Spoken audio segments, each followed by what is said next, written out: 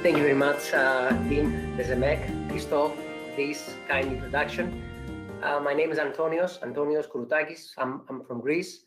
I see some familiar faces, and I hope that we will have the opportunity to meet again face to face.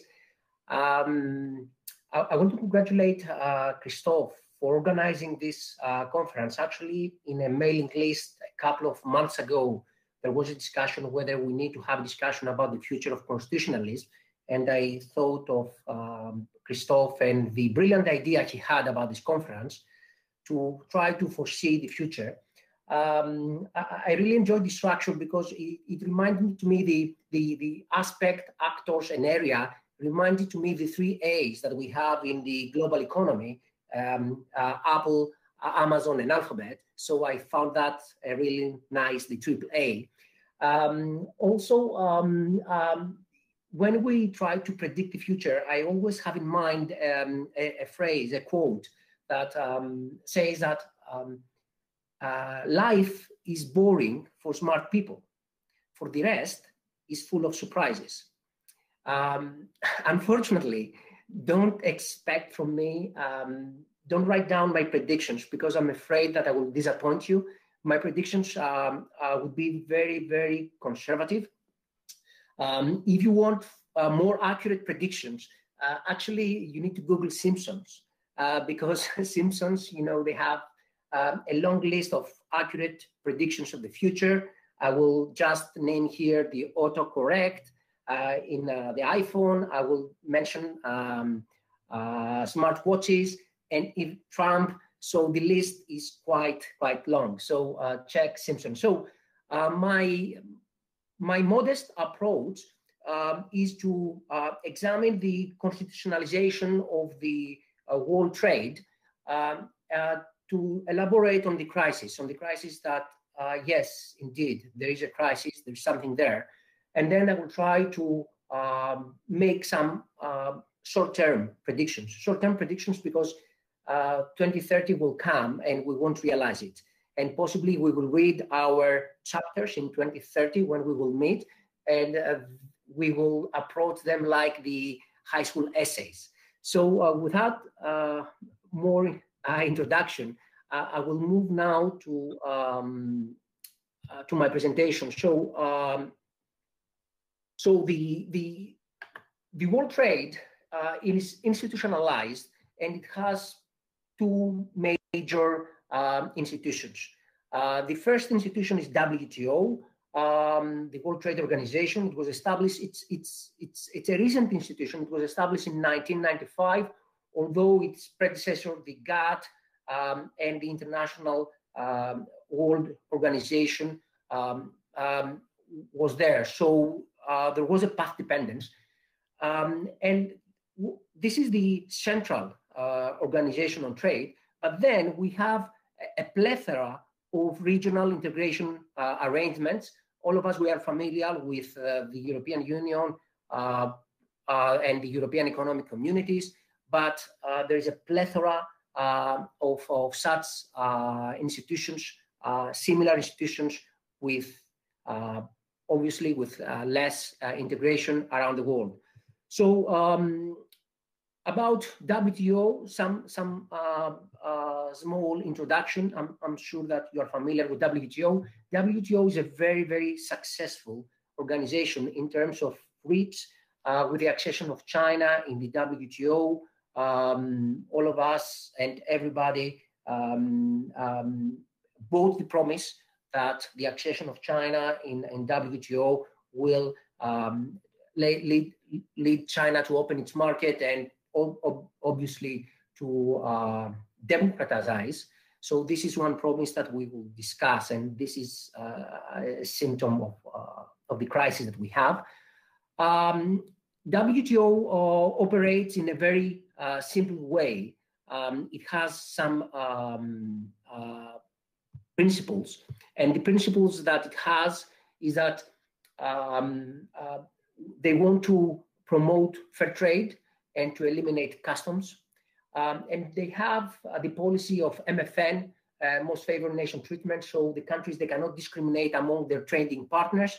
And then we have the second principle, which is similar, the national treatment, which means that countries, they cannot discriminate foreign products vis-a-vis national products. So if you're Argentina, you cannot impose more tariffs on India than the tariffs that you impose to China regarding the same product.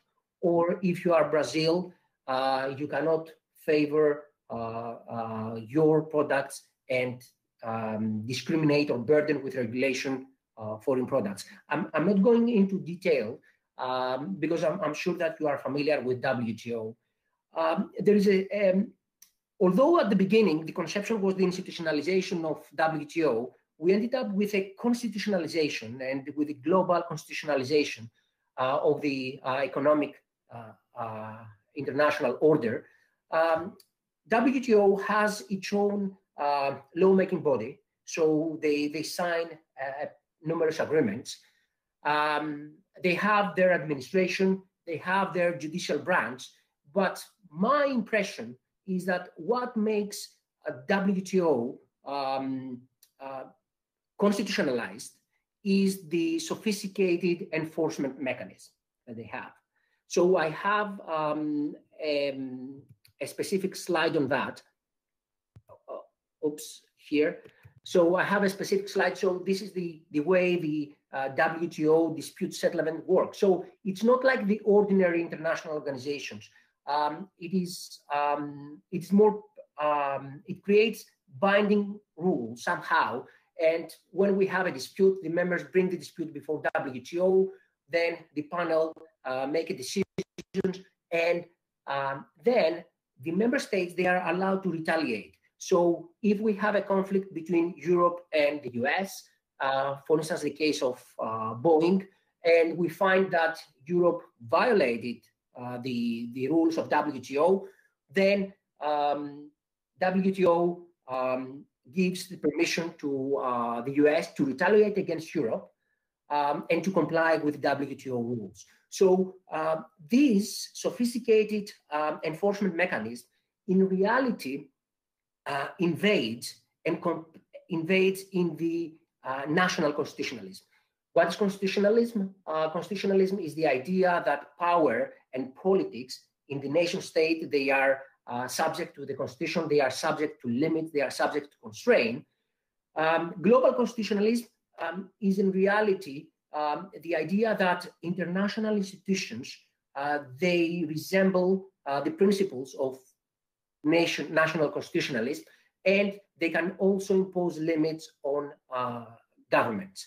The paradox is that they cannot impose limits on themselves, and this is the crisis that we have on legitimacy. They can impose limits on national governments. Also, WTO, interestingly, has a core right, which is the right of equality, non-discrimination. So somehow it resembles the idea of a constitutionalized legal order. That said about the WTO, the article here that I have in the slide is really interesting because this article permits countries to gather together and create integrated arrangements. And when I say integrated arrangements, what do I mean? I mean free trade areas. So an example of a free trade area was NAFTA, and now it was replaced from the US, Mexico, and Canada agreement. So with the free trade areas, countries, they are allowed to have common internal borders, with the sense that they can move freely their products, their goods, but they have different external policy. For instance, Canada has different policy with the EU compared to the US. Mexico has its own policy, so they have completely different external policy. So this is the first degree of integration. The second degree of integration is customs unions. When countries, they have common customs, it means they have common internal and external policy. This is the second degree of integration. In Europe, we had Benelux, which was the predecessor of the European Union. And then the third degree of integration is what we call the single market, with the prime example of European Union. Trade and the regulation of trade is a quite sensitive area. It's not about trading goods. It's not an ordinary activity. Why? Because countries, they regulate trade, and with the regulations, we see that principles are enshrined in. For instance, when in Europe we ban GMO products, it is this policy enshrines our core values. When countries they give subsidies to agriculture, they do that because they want to support the local economy, and this is completely fine. But at the same time, these policies, to an extent, they infringe, or they might be seen as incompatible with the world trade approach that we have, the laissez-faire approach. And the promise is that if we open trade, then this will bring more growth, growth at a global level. We will have more employment. We will have countries focusing on their comparative advantage, and they will invest in areas that they can make more money, and then for the rest, they can trade in products. So trade is the regulation of global trade is a very, very sensitive area. At the same time, with these regional integration arrangements, we have a conflict, and we've seen that conflict with European Union. The conflict that we had is that countries, they have to give up part of their sovereignty. And what do they take in return? And this is something that we do not explain it very well. But the reality is that countries, they give up part of their sovereignty and they gain more power. So, for instance, small countries that are part of the EU, like Malta, Greece, they are able to join trade agreements that on their own it would have been impossible to join. Not small countries, but even big countries like Italy or Germany, on their own, they will have difficulty to face international conglomerates, especially I will use here Google, and we have a big discussion about the policy that they have, these companies, with taxation. We have seen several efforts from countries like Spain, for instance, to tax international electronic trade. So far, it's not very successful. So countries on their own, they have less power. Countries together, they have more power. So this is a tension that we have. And we had some financial and political expectations with the with WTO and all these regional integration agreements. The expectations that we had was that we will eliminate poverty, we will bring more equality, we will bridge the gap between the Western states and the global South. And actually, I have here the promise that we had about the single market in the EU, which was quite optimistic and was quite successful at that time. We had also political aspirations and political expectations. Here I have two quotes from two former presidents of the US. The former is from Bill Clinton, and the latter is from George Bush. Both of them, they argued that if we open trade, this will mean that when we trade with third countries, we will share culture, we will exchange ideas, we will bring openness, and democracy at the end will flourish. So this is the political expectations that we had from trade. Actually, we do not have empirical data on that. The reality, unfortunately, is somehow different. In terms of the political aspiration that we have about the democracy, China is a member of WTO, and unfortunately, we have a backsliding in China. We know that I think that was a year ago when the party decided to remove term limits. Term limits is considered a strong safeguard for democracy. It seems that Xi Jinping will run for third time in office. That will be for the first time. We have also crises within the EU, and we have the case of Hungary and Poland, although the idea was that, well, let them join in the group and we will share values about democracy and rule of law. We see that the case of Hungary has been a major rule of law concern for the EU. In terms of integration, we have Brexit, when and the British, they decided to leave the European Union. They wanted their sovereignty back. It is something that must ring the bell in the EU about having a partner leaving the Union.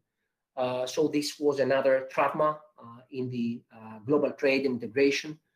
We have the rise of Trump's MAGA, Make America Great Again, the America First doctrine, which is articulated from Trump in a very explicit way, but from the most of the administration that we had in the US, we know that they had a hostility towards the judicial panels of WTO. They were blocking the appointment of new members, and they want some changes. They use that in order to change the WTO system somehow in their favor.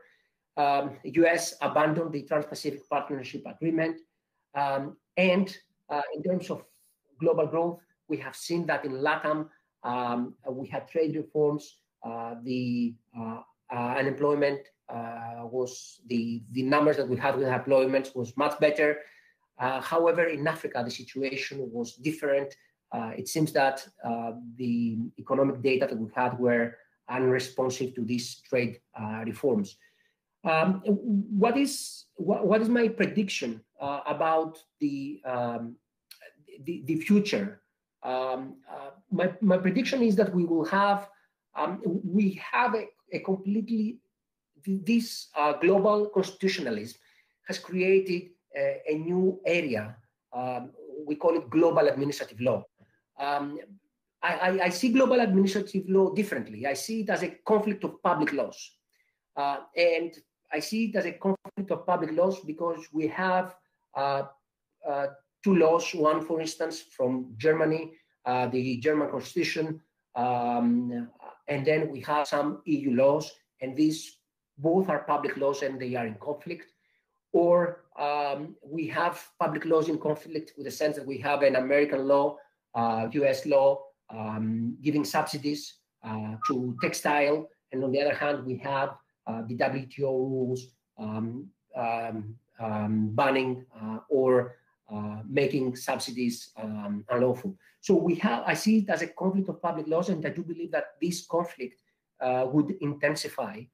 Then my wild, and this is the less conservative prediction that I make, is that we will have proliferation of regional trade agreements. This is what it is termed as globalization. In reality, it is said that globalization was a very popular word in the early 2000s. Now it seems that the trend is not globalization. The empire from Negri and Hart. We have regional integrations. We have the EU. We have the CARICOM in the Caribbean.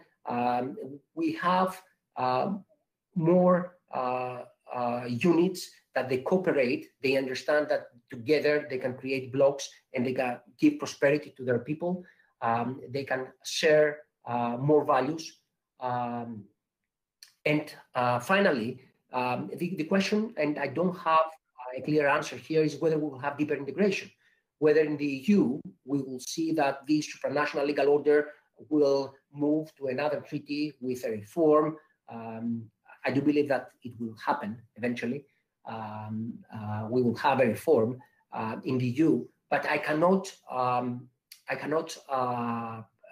foresee that we will have a uniform, deeper integration around the world. I think that it will be some countries will join groups and they will integrate more.